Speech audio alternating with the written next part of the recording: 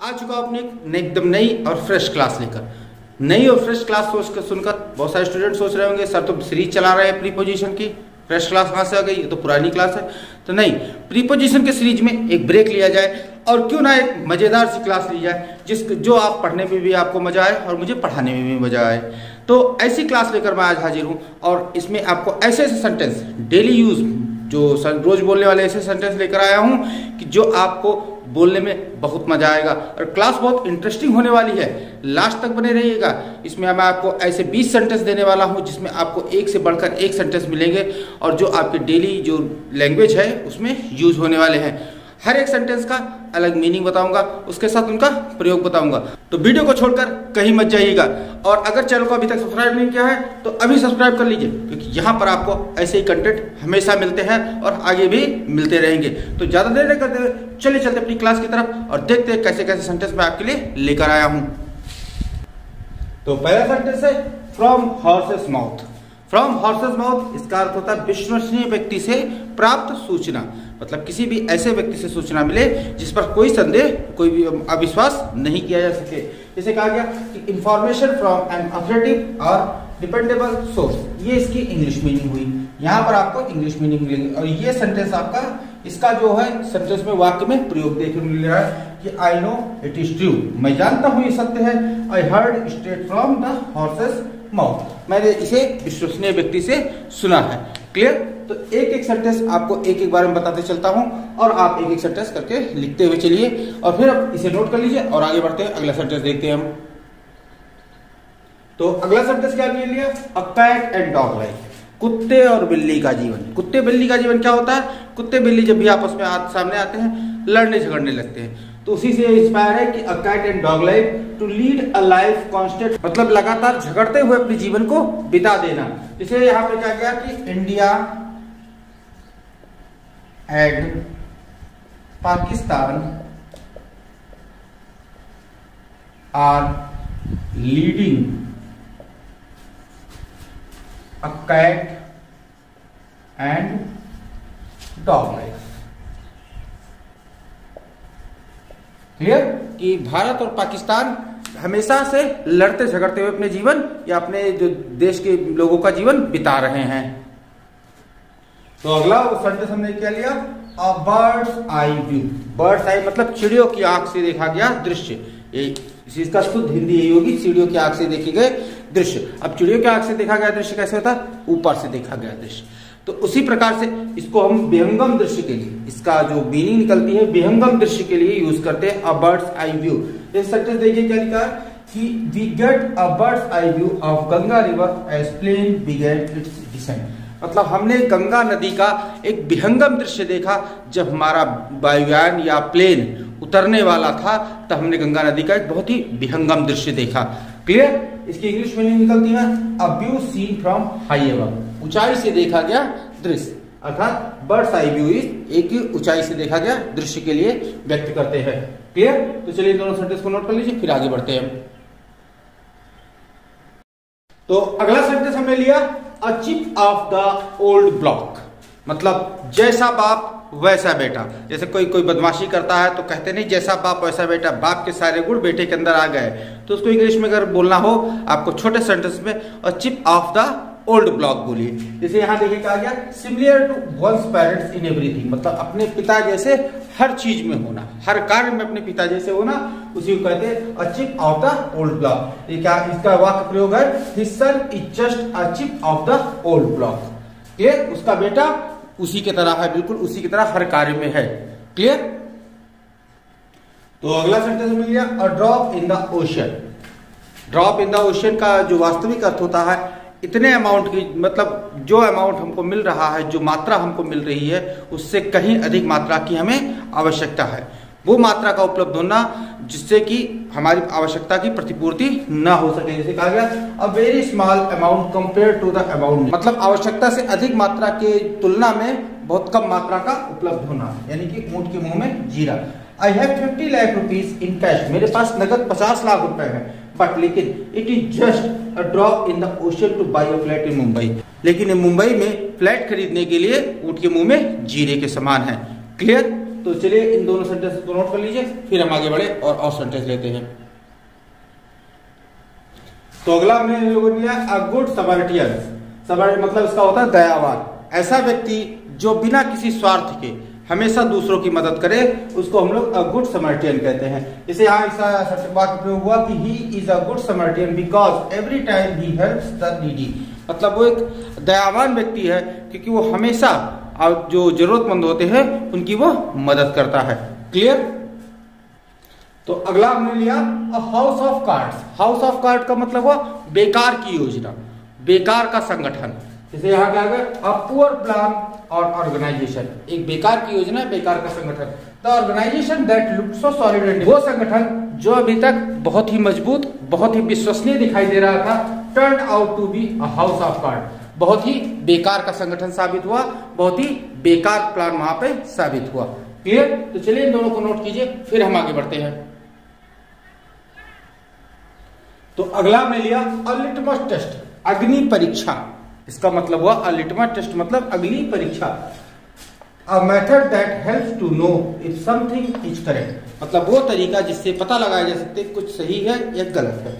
इसका देखिए वाक्य प्रयोग क्या था, the prime minister's policy on black money is regarded as a litmus test of his views on corruption, यानी कि काले धन पर जो प्रधानमंत्री की नीति है वो भ्रष्टाचार पर उनके विचारों की एक अग्नि परीक्षा के रूप में जाना जाता है या माना जाता है।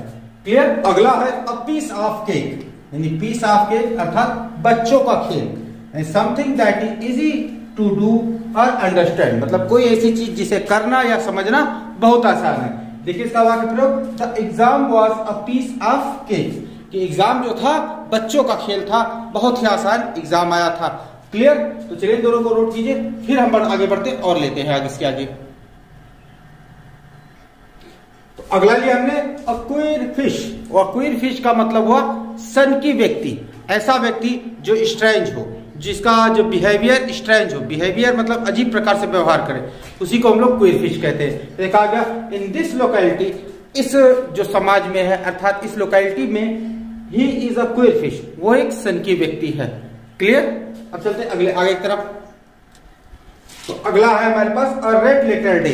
अ रेड लेटर डे का मतलब वो हुआ कि ऐसा कोई दिन जिस जो दिन अपने अच्छे कार्य के लिए हमेशा याद रखा जाए, चिरस्मरणीय मंगल दिवस उसे कहते हैं, उसी को इंग्लिश में हम लोग रेड लेटर डे कहते हैं। जैसे अ वेरी इंपॉर्टेंट और सिग्निफिकेंट डे, मतलब बहुत ही महत्वपूर्ण दिन।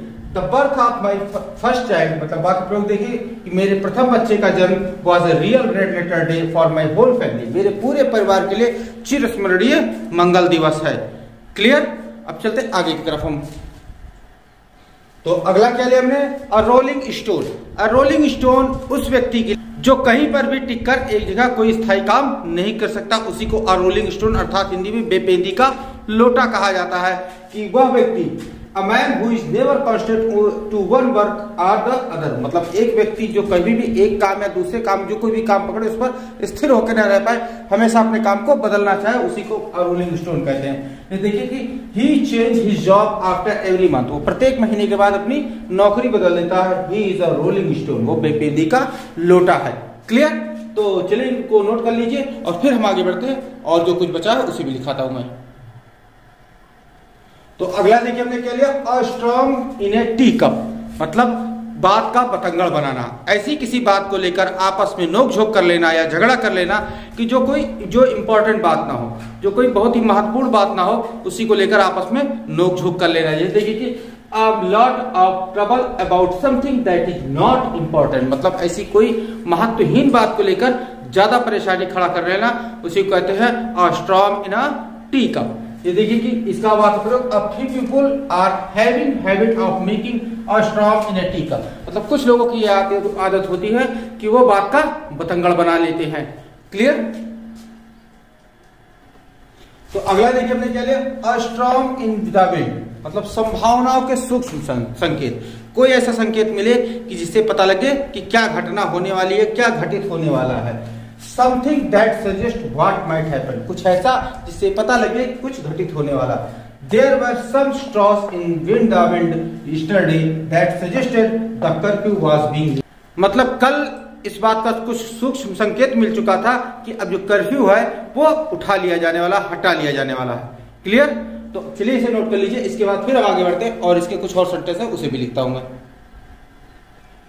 तो अगला हमने लिया avail of a time. Avail of a time मतलब एक मजेदार समय होना, एक मनोरंजक समय होना, एक रोमांचक समय होना। देखिए कि एन एक्सपेक्शनली फन, एक्साइटिंग और अम्यूजिंग एक्सपीरियंस, मतलब कुछ मनोरंजक अनुभव होना, यही चीज होता है अवेल ऑफ ए टाइम। जैसे बाकी प्रयोग देखिए, Varun and Alia had a whale of time in Karan's birthday party. Varun और आलिया का एक मनोरंजक, एक मजेदार समय गुजरा किसकी? करण's की बर्थडे पार्टी में। करण की जो जन्मदिन की पार्टी में वरुण और आलिया का एक मजेदार समय गुजरा। क्लियर?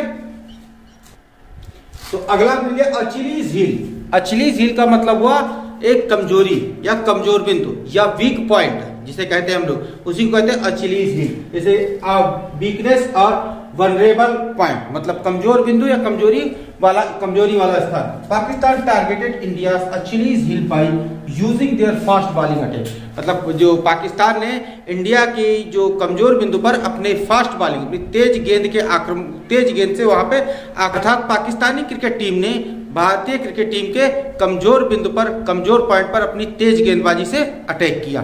क्लियर? तो चलिए इसे नोट कर लीजिए। इसके बाद चलते हैं इसके आगे कुछ और लेते हैं।